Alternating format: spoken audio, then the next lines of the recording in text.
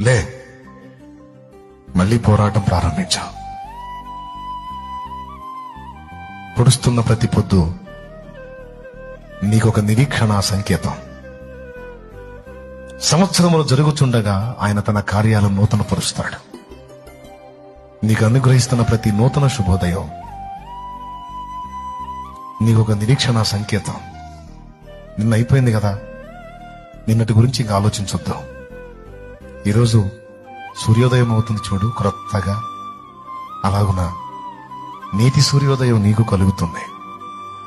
మళ్ళా క్రొత్తగా ఆలోచించు, క్రొత్తగా మొదలుపెట్టు, మళ్ళొక్కసారి క్రొత్తగా పోరాటాన్ని ప్రారంభించు.